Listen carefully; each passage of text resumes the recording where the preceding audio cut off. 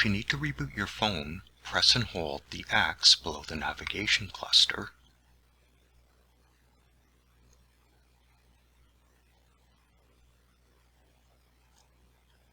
And when the dialog prompt appears, select OK to reboot, or Cancel to return to the home screen. If you want to default your phone, press and hold the OK button,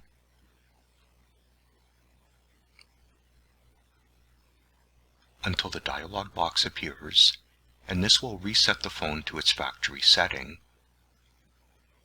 Select OK to continue, or Cancel to return to the previous screen.